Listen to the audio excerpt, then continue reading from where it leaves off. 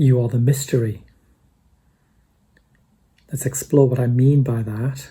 Let's go into the absolute nature of self and see if we can get close to what the mystery is. This thing we call life, the idea of being alive, being conscious. And to do that, we're going to use the Tao Te Ching for help and for guidance. I'm going to read the first chapter, but this is Derek Lin's translation and also his description and explanation of the first chapter. The Tao Te Ching is 81 chapters, each is very short. Once I've read the chapter and Derek Lin's understanding of the ancient perennial wisdom that is given in that first chapter, I'll then add some of my own comments.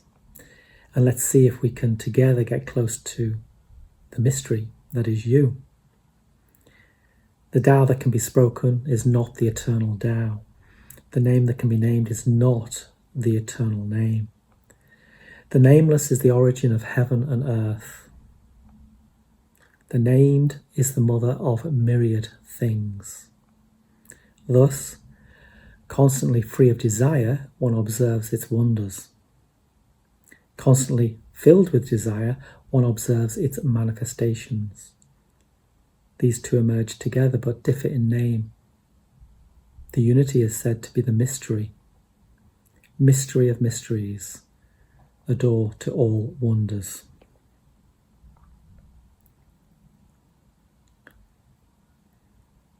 And so this is Derek Lin's explanation of that first chapter of the Tao. The Tao that can be completely explained or expressed in words is not the constant, eternally unchanging and true Tao. If the name of this Tao can be defined with words, then it is not the constant, eternally unchanging name of the true Tao. Names did not exist prior to creation. The nameless Tao is therefore the source of the universe. Once it manifests itself as the physical universe, it can be named. Everything is derived from it through natural processes. It is therefore the mother of all things. If we approach the Tao without self-serving desires, we can readily observe its inner wonders and marvels.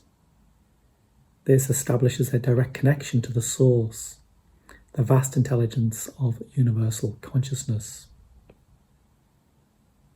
This gives us flashes of powerful intuitive insights as well as free-flowing creativity. If we approach the Tao full of self-serving desires, then we can only observe its external physical manifestations rather than its inner essence. These desires block the connection and interfere with the Tao process. We often do this to ourselves. The Tao's external manifestations, life, nature, the cosmos, and so on, and its inner wonders, oneness, the living void, the flow, etc., are both properties of the ultimate reality. Although we call them by different names, they are but two sides of the same coin. This unity of these two aspects gives us an interesting paradox. They seem distinctly different, and yet they lead to one another. Understanding of the Tao's inner essence gives us greater understanding of its outer manifestations, and vice versa. Our recognition and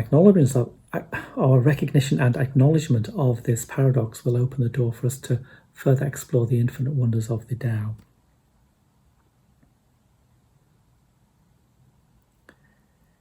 So this is the paradox. How can two things be one? How can the world of personalized manifestation, form, the myriad things, be the same as the source, the absolute, the effortless being, the impersonal sense of existence itself? How can that be unity? And that's the mystery. We seem to be one or the other, sometimes dancing between the two. So I'd like to just focus in on a couple of the points that Derek makes here, which are key to understanding the first chapter and indeed the message behind the Tao. If we approach the Tao without self-serving desires, we can readily observe its inner wonders and marvels. If we approach the Tao full of self-serving desires, we see only the external physical manifestations rather than its inner essence. So this approach is key, and it's where people fall in their direction, go astray, if you like, because self-serving desires are trying to bring the mystery into the knowledge of being itself. It's trying to bring the mystery into the personalized realm, i.e. understanding it. And self-serving desires are the way we operate in the world of form and manifestations. We have needs and we want to fulfill those needs, and we want to improve ourselves. And if we approach the mystery in this way, then it just becomes part of the physical manifestations, the world of form, and we don't touch the essence of the absolute. We don't get a sense of the Tao at all. We miss it completely. This equates to being outcome driven rather than in the flow or in the process of becoming. We're always looking to what we can be and trying to improve or change what is happening. And that is living the future, which doesn't exist and is part of the illusion of the separate self. Whereas the absolute is unchanging and ever present, and that is the Tao. If we approach it without self-serving desires, we recognize its inner wonders, and this establishes a connection with the source, the vast intelligence of universal consciousness. Now you might ask, how do you, quote, approach the Tao? And this is where it gets tricky. Surely any approach is an effort to understand and to bring it into the world of personal consciousness, and understanding the way is not possible in that realm because we're just bringing it back into the world of form, into the world of illusion. So approaching the Tao has to be very subtle, and it's almost about giving in to what shines forth. In other words, allowing the Tao to show you the way rather than you forcing your understanding by chasing it.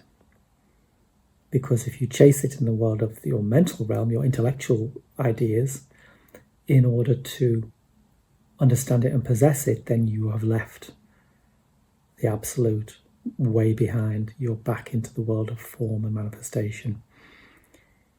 And yet there is a yearning within us to return home, which is back to the absolute. We have left the Garden of Eden and we want to return there.